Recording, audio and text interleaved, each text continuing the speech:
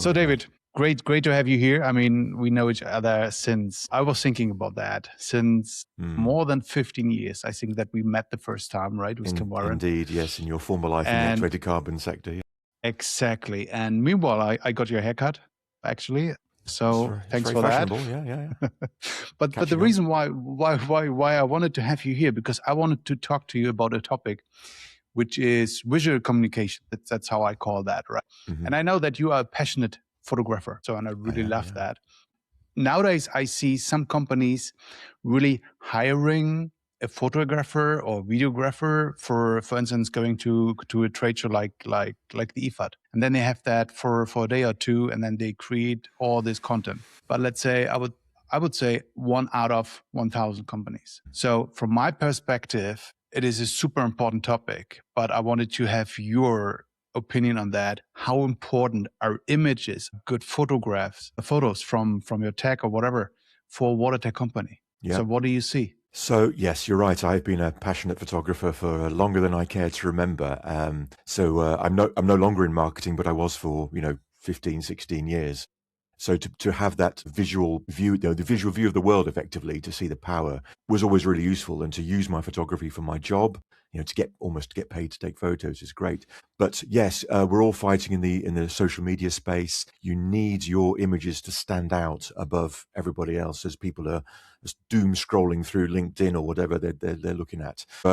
Yes, it doesn't take much to elevate your images to a certain level that people will stop and think, that's good, or that tells the right story. Of course, these days everyone is a photographer in inverted commas because they have a phone and the quality is good. But the difference between one of those and one of those is quite significant in terms of the quality of the image, the resolution of the image, the fact that you can zoom in. If you zoom on a phone, all you're doing is stretching the pixels. If you zoom in on a proper camera with a proper zoom lens, you are magnifying it and still retaining that resolution. And the size of the sensor, I mean, that's only a medium range camera, but it's the size of a postage stamp as opposed to the size of your fingernail. So you're just getting more visual data. So the starting point is a better image. Of course, you need to know how to use a camera. That is a problem because many people have never picked up a camera. But it's good to have that capability somewhere in the organization so that you can get higher quality images and have a passion to go out and get them. So but let's before talking about, let's say, having someone from the organization being a good photographer, there's also the way that what I recommend always, because whenever we come on board to the Watertech company, the first thing I ask always is, okay, what is the content you have in terms of good images? And quite often there's nothing, literally nothing. And then one thing I say is always, okay, every second month, every third month, hire a photographer coming to your site, get some photos from the tech, get photos from the team, get photos from the installation, something like that. So in principle, it isn't hard. So you don't need to be a passionate photographer like you, right? To have someone like you in the organization. That's what I feel. But you need to convince someone in the organization that already, spent thousands of euros maybe for the technology. Now you have to present that. So, and that's what they most struggle with, right? So whenever I talk to a marketing guy and they say, and I'm talking about that, they tell me, they are struggling to get the money for that, which I can't believe. So what would you say for that? What would you? A good photographer will be expensive if he has a reputation as a good industrial photographer. What are we talking about? Well, for a day. I'm thinking, I've never paid for it because I've always done it myself, but I would imagine at least 500 euros a day, possibly. So and then you might pay usage on top of that, of course. And here it is. We are talking about. I fully agree. I think for a day 500 is a little bit less, but let's say 5 to 1,000. Let's call it this way for one day, and you get 20, 30 photos out of that. Right? Absolutely, yeah. So what is that in terms of other spendings an organization has? It's trivial. If you're spending 10,000 euros on a trade show or more, we don't spend that much. We have a lower budget for actual events, but we do lots of them. It's kind of a numbers game going to these events when we're active in so many sectors. But yeah, to me, I see immediately, you can see a professional's photograph. When I'm at a show, I'll always talk to the show photographers and there's no rivalry or jealousy. It's just, they're there to do a job. They have to leave at the end of the day with a really good portfolio of images. For me, it's a nice to have, but it's not the be all and end all. But yeah, if you're paying a photographer, he is obliged professionally. He's not going to get any more business if he doesn't do a good job. The other side is video. You mentioned video briefly at the start. My camera does do video, but I'm not a videographer. I've never done that. So if we were, I'm doing a lot of public speaking, as you may know. So that might require, to pay a professional to come and do that. We are trying to do it ourselves, but it isn't the same as getting a proper videographer with multiple camera angles. And yeah, I would imagine that would cost a lot. We haven't tried that yet, but we're at the point where we're thinking of doing that now. But I think that is another level, right? If you really want to go into the video game, it's another level. If you want to have a couple of angles and you really want to have high quality, I think the first step, the level one, from my perspective, is still having good photos. I mean, as I said, right? I mean, the big thing really is to convince someone in the organization to spend 500 to 1,000 euros, which is ridiculous. Absolutely. From my perspective.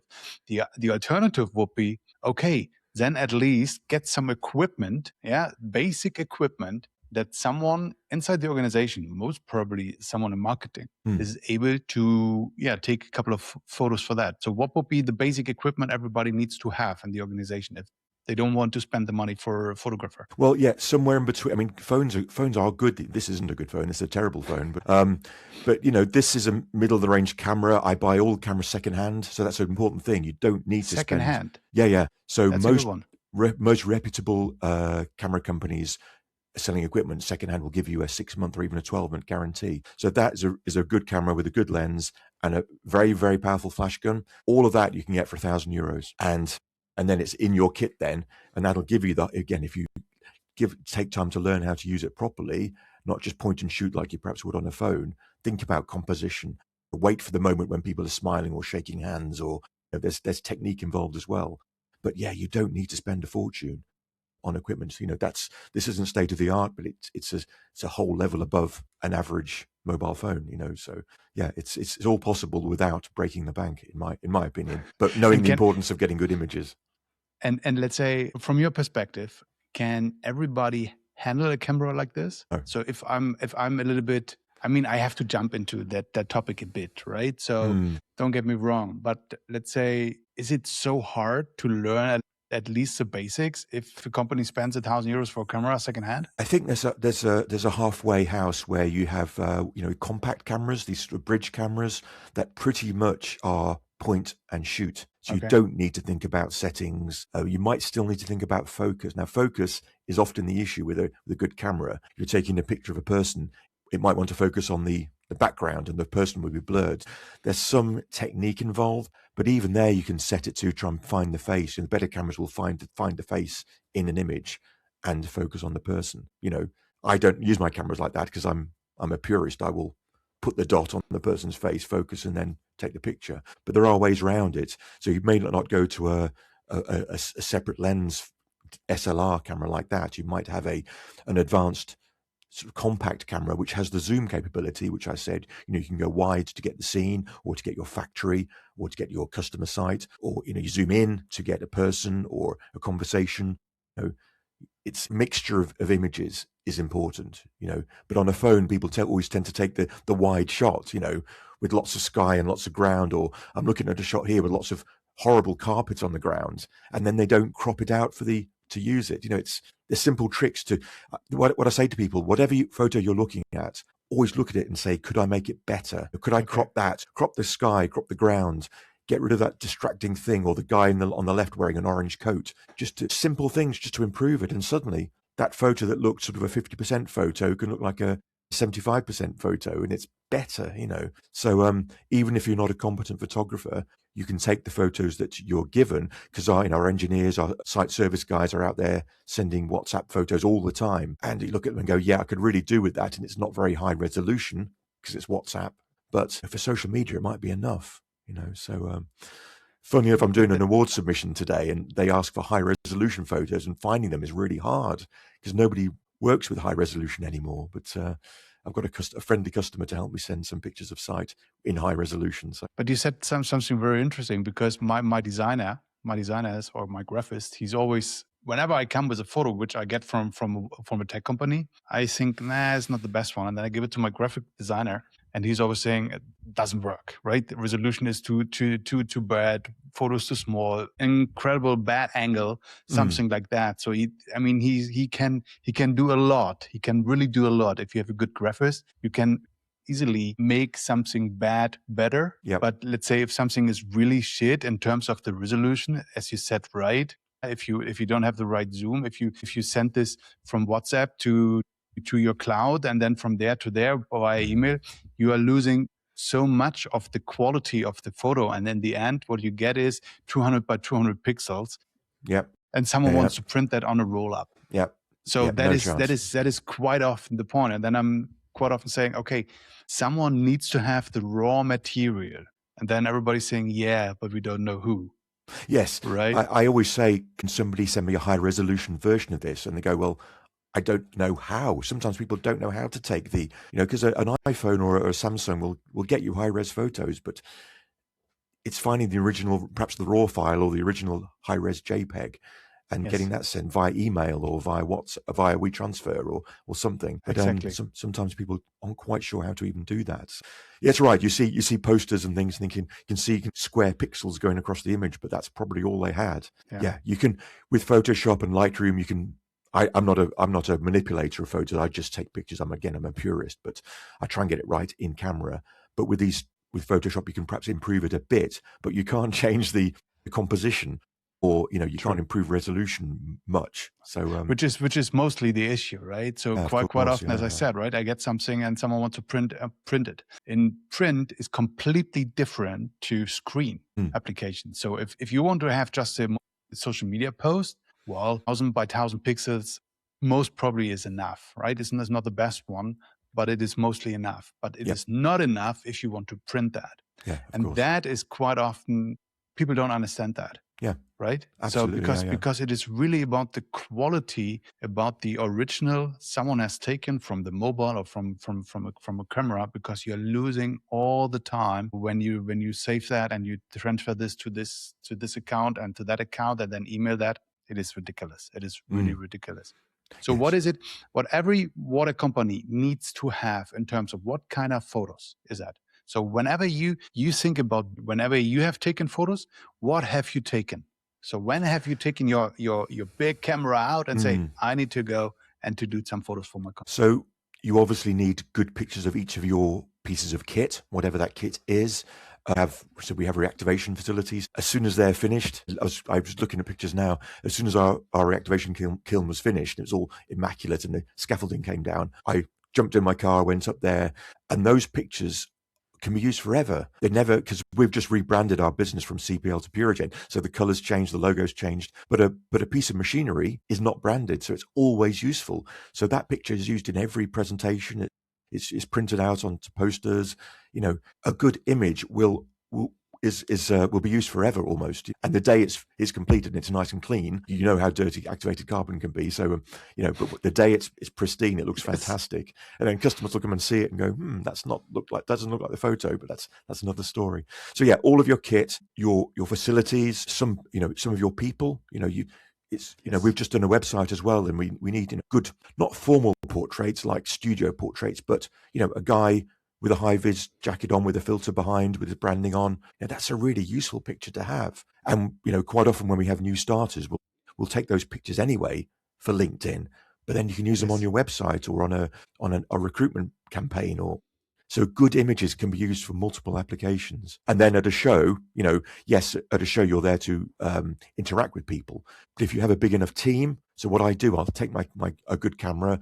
I'm happy to talk to customers, to visitors, because I'm a technical person as well as an artistic person. But when it's in hand and everyone's happy, we're not overrun, I'll grab the camera, I'll walk away from the stand, and I'll look again for the smiles, the handshakes, the laughs, or looking at a brochure.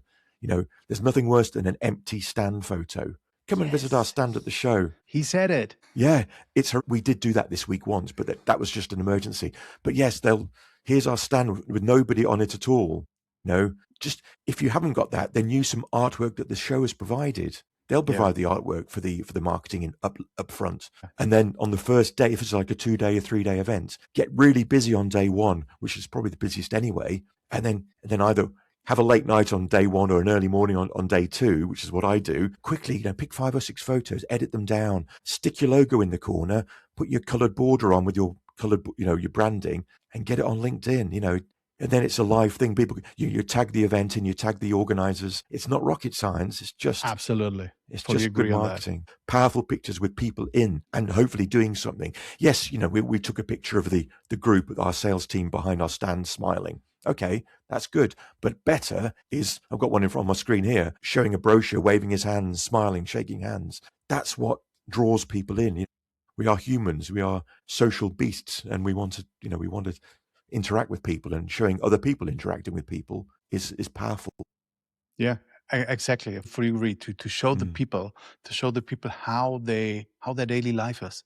As you said, right, when they shake hands, when they hand over a brochure, when they are inside your installation and they are doing some lab work or some installation work, or they get dirty because they're working with a carbon, as in your field, right? What Yeah. do you think about in the photos from the from installations you have made, for instance, from references? Yes, that is often more difficult, more challenging. You need permission to use them quite often, even if it's not identifiable as a customer site. A customer will still recognize it, thinking that's our site and you haven't had permission. So it's a whole world of complexity and hassle, but it is worth it. You can show a row of your, in our case, mobile carbon filters. Great. Yeah, that's what we do. But showing them connected to pipework, working even if they're slightly dirty, whatever, connected, if there's a biogas dome behind or clearly a drinking water facility or a wastewater plant, to actually show them in real operations, because otherwise it's theoretical, isn't it? It's Absolutely. so we encourage Absolutely. our site service guys to take as many pictures as they can. As I say, the other complexity we have, we're going through a rebrand, so many of the other filters be the wrong color with the wrong logos on. But again, you look at it and say, is it worth trying to Photoshop? But Yeah. it's hard. A Yeah. cylinder shape with light on one side is really hard to rebrand, because you've got the curve and the lighting. But yes, filters on site or equipment on site is important, getting as part of a case study or not. But then again, you have to talk to customers and get permissions and I have a hack for that. Whenever you go on site, and of course you have to ask for the permission. But let's say if you go on with a big camera, with yours one, not just the engineers with the mobile phones, if you really want to have some good quality pictures, tell the people from the other company, right, where you are going to take the photos, you can use the photos as well. I also use some B-roll photos, right? Maybe from your installation, from your, I don't know, building, whatever, right? And you can use it as well. So I provide you that completely for free. Oh yeah, me too. If I'm taking pictures at my exhibition stand and the resolution means I can zoom in and look at the names, I will find them on LinkedIn and I'll share it with them. They may not want to use it because it shows them visiting our stand. That might be sensitive. But Yeah. But at a conference, actually, conferences are good.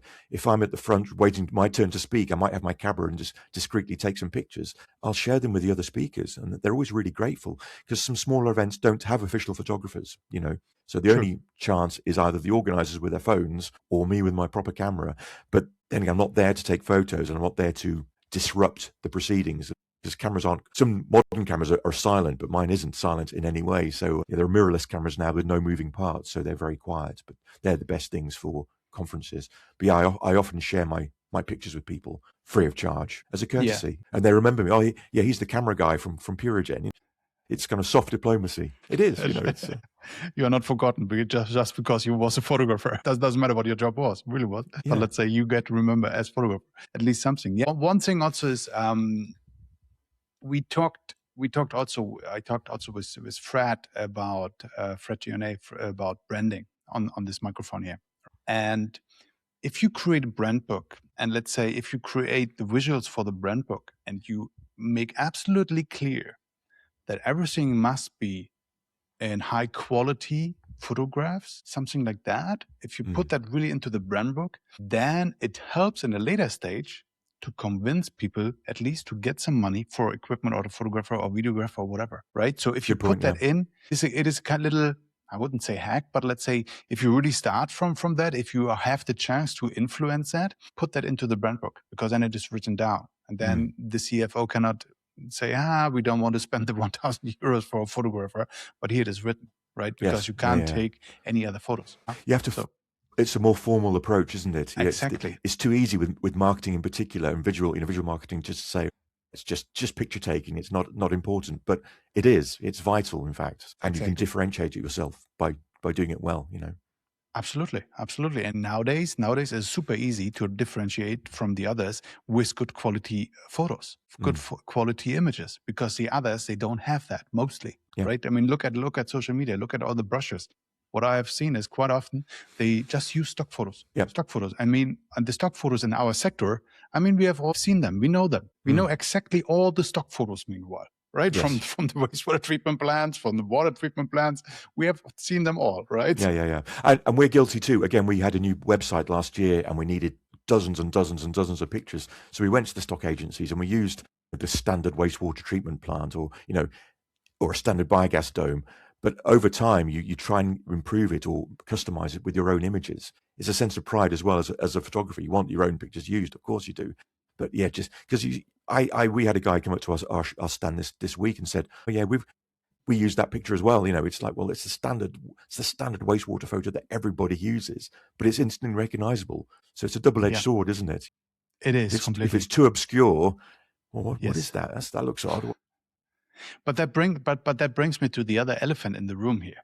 And I think we have to talk about that. What about artificial intelligence? Nowadays you can go to Midjourney, now you can go to Gemini, you can go everywhere, right? And say, okay, please, computer, please create a visual, create an image of a wastewater treatment plant with an engineer in front, a biogas plant in the back, something like that.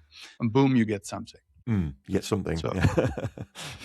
I have never gone down that route, as you can probably imagine from talking to me. but you have tested that. Come on. Personally, I haven't, because I'm not in Okay. marketing anymore, so it's not even an issue for me. But I've seen some horror shows of AI generated images, but maybe they have a place. If you want to demonstrate what But this might where? look like in front of, Where? Because I haven't found that you place haven't found yet. the destination yet. Okay, that's a good point. Yeah, I guess AI is in its early stages. Like all these things, it will get better, but to me, there's no substitute for having a good, proper image that isn't manipulated. Again, get it right in camera. But if you wanted an aerial shot and you don't have a drone, what do? You have to compromise and come up with some alternative that works. Yeah, I feel a bit uncomfortable seeing those images that are clearly manipulated and But artificial. But that's just I'm me. I'm al- I'm always thinking. I mean, whenever I go to the street and I see all the photos from all the fashion stores or wherever here downtown, and then I'm thinking to myself, okay, maybe they are real photos, but someone was sitting there for hours to make the photo perfect Perfect. Yeah, with perfection. Yeah. Photoshop or whatever. So what is the difference to do that compared to saying saying, okay, create me a photo from a lady in a red dress or something like that, or convert that to our industry, create me a photo from a wastewater treatment plant. Isn't it a bit the same? Improving a good image already, so you can take blemishes off faces, or again, if there's some distraction in the background like a telegraph wire or a post box, you can take that out and make a good image even better. You can boost shadows. So I've got my Mm. windows here, the shadow on the side. You can boost the shadows. That's just improving something that is good already. But taking a random generated image of a person and sticking it into a background where the lighting is wrong and they're floating 20 centimeters off the ground for some reason. You see them all. You do see images like that, don't you? And you think, Yes, well, nobody in such a rush possibly, or just didn't care enough. I think they don't care enough, There's and there's they don't definitely a have risk of that. absolutely, especially on social media. I mean that's where people try to figure things out, which is good. Don't get me wrong. To test things is good, but to keep that as a standard, that I think is very dangerous. And nowadays we see this that people are really using AI to create these kind of photos, and then you see exactly what is this pipe? What is this pipe for? This is Mm, somewhere, this goes nowhere. yeah. That doesn't make any sense. And if you take a photo like that and use it in your pitch deck or use it in your technical presentation, someone will raise a question, because the people Yeah. on the other side, they are not stupid. They are quite often very smart, especially technical guys. And then they will ask you, where does this pipe go? Yes. And you And say, well, why has that person got 6 fingers and things like that? Because I've seen that as well. Honestly, they move the hand slightly, but they leave the old one there, and oh dear, yeah, it's horrific. yeah. So I think it will have a place. It will have a place, but right now I was playing around a little bit with that and see the results. And you get something out, yes. but it is still not good enough that it is somehow real, that you can really, that I would personally be comfortable with using that and showing this someone. At this stage, I don't think we're there yet. It's better to use your graphic designer and do a proper Yeah. animated, a properly crafted design in animation rather than pretending it's real. It's to me, it's not right. And again, I'm a purist and I'm all very old school. I was very late switching from film cameras to digital cameras. I was really late to the party. It took you what? It did take me a while, yeah. In fact, I did at my previous employer, who you know very well. They had Yeah. wanted some lab photos, so I took my camera in, took some lab photos, and my boss, who you also know very well, said, "Oh, can you send them through?" I said, "No, I've got to take them to the chemist to get them developed." He goes, "What?" But this was a long time ago, but it was after most people had switched to digital. So Yeah. but that's just me. Great, David. One final question. So, what are the 3 best tips you would give a marketing person if that one wants to have good photos? Learn to use a camera, whether it's a professional one or it's an intermediate one, even if it's your mobile phone. Think about composition. Think about what is the story you're trying to tell. So be patient is the other thing. Wait for the handshake or the smile or the joke or the decisive moment. Wait for that person in the way to move out of the way, the guy with the orange rucksack on. So be patient and be critical of any images you receive, even if they're not yours. Look at them and go, can I make that better easily? Again, too much sky, too much ground, that horrible red carpet, get rid of it. It's not in my branding. So improve what you have already and get the best of what you've got, because you don't always have the perfect shot, but you can make better choices. And then if you're in branding, again, get your logo in the corner, put your border around it with your corporate colors on so it stands out, it's recognizable as one of your images. That's 4 things. Perfect. Sorry. Perfect. Awesome. Thanks a lot, David. Thanks you're for welcome. being here with me and sharing your thoughts as a passionate photographer with lots of experience. And I hope to see you soon, maybe in Munich with your big camera again. Maybe Could we can have a possibly be photo there. together. Yeah. Look forward to it. Perfect. Thanks a lot, David. Cheers. Bye-bye.